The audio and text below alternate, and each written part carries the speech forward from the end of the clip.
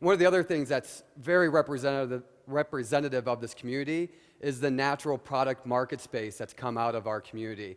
I think this next company is one of the powerhouses in this space. I saw Joshua speak at TEDx Boulder last year, and his journeys around the world and his visions of biomimicry and the attention to detail to find the best, most sustainable products that go into Pangea Organics is impressive. And not only is it impressive, it is the only complete line of products that are 100% USDA organic certified, and I've been dying to use this word, efficacious. That means they work. Not just work, these products actually are incredibly good for you, and they work better than other products. And when you're putting things on your skin, it's super important. There was a recent study that said every day women put over 515 chemicals in their body. I hope you take a look at Pangea to see if you might change that.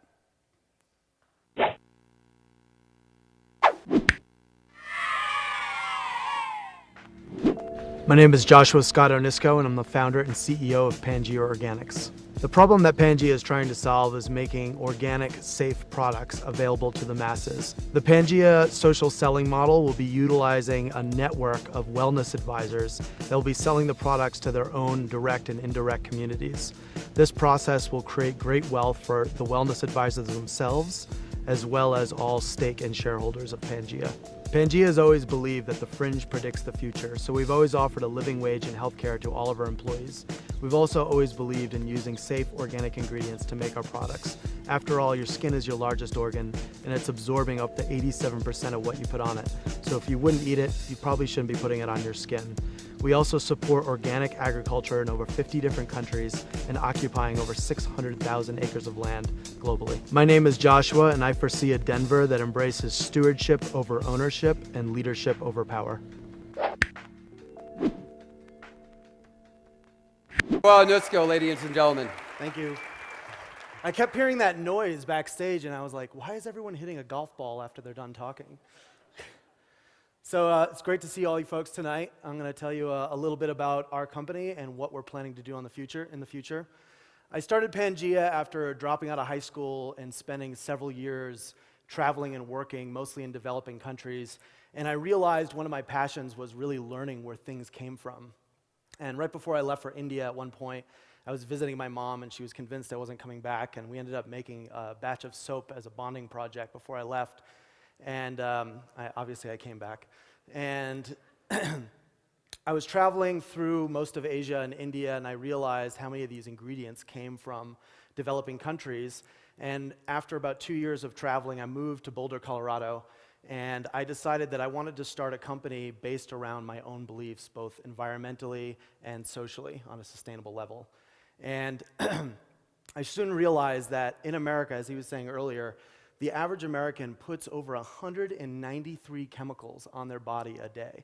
There's over 100,000 chemicals being used in the skin and body care industry, and less than 10% of them have ever been checked or tested for safety.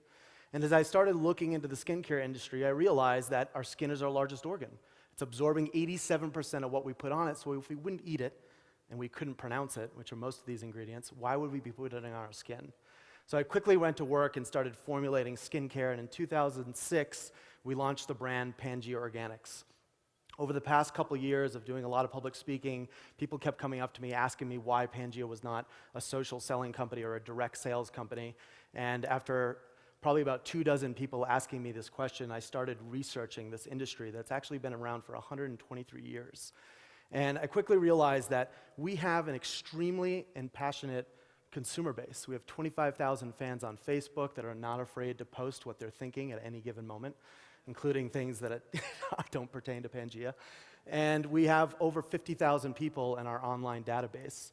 And so I started realizing, why don't we empower these people to tell the stories about Pangea, to take the stories of the farmers from the 52 different countries that we source ingredients from. Pangea supports over 500,000 acres of organic agricultural land to produce the ingredients that we use in our products. And we started putting together a plan that basically empowers people to do what they love. How many people here like to share things online? How many people use Facebook? How many people told their community online in the last 20 minutes what they were doing and where they were and why? Everyone back there.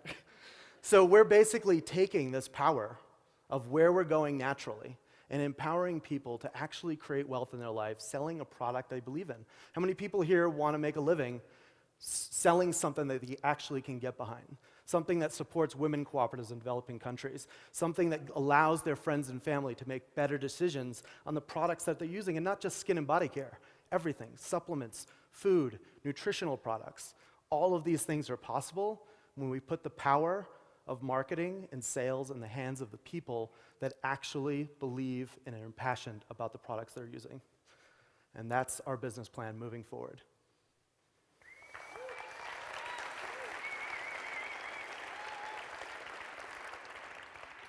I gave you guys an extra minute and a half to grill me. So, with Galvanize and the i4c campaign, the prize, the $50,000, the time in the incubator, what would you do with that money to really change and transform what you're doing today to get the best ROI out of that opportunity if you were to win? That's a great question. So there's two main things we're doing. The first thing we have to do is build a team of executives and staff that have built a social selling company before. The other great thing about these companies is a lot of the company is based around a website. So for example, if I became a wellness advisor, which are the people selling Pangea, I would have a website called www.pangeaorganics.com/Joshua Scott Onysko. And so people can use that website on their Facebook, on their Twitter accounts to start educating their community or selling products at a home party. And that website and the hiring that we're going to be doing is where the initial funds are going. Joshua, I got to piggyback that question. You make the best soap in the world. Stop You're already multiple millions of dollars in revenue company. $50,000 doesn't seem to add up for what your global vision for the traction you already have.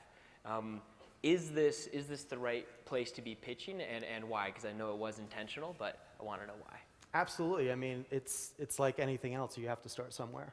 And my vision behind Pangea is always to remain independent. So a lot of times that means taking a lot of smaller checks instead of a few larger ones. I really truly believe that I don't want to live in a world in the future that 99% of the brands are owned by 3 conglomerates. I feel like we need independence, and we need products that people can get behind, and they're not afraid that they're going to sell out to Procter & Gamble and drop all the different social and environmental things that we're doing in the future.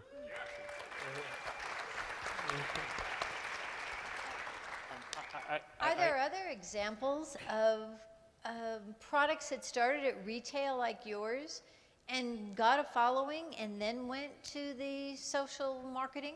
Yeah, we researched this, and there has been a couple different brands that have started at retail and have slowly moved over to social selling, and it's definitely tricky. It's definitely one of the things that we're trying to figure out, and we are going to stay in some of our retail and have an arm that's direct sales as well. Can you, I think one of your most powerful tools is the education part, the skin being the largest organ and not putting something on that organ that you wouldn't eat. I think that's compelling. And part of your strategy has to be educating the consumer. And so talk to us about how you get that message out, which will then obviously support the individuals who will be selling your product to the communities. Absolutely. That's a great question, and one of the things that makes these companies really successful is creating a duplicatable message. So it can't be, the people out there selling the product know every single attribute of every single ingredient in every single product. It needs to be a simpler message.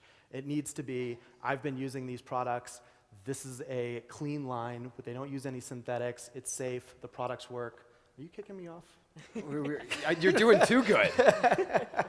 And so that's a lot of it, is creating a very simple message that people can take out, and our website is going to hold most of the data on if people want to dive deeper. It's always been my vision to create a brand that the more people dig into it, the happier they get, not the more they dig into it, the more unsatisfied they get. Joshua Onysko, Pangea Organics. Great Thanks, job. brother.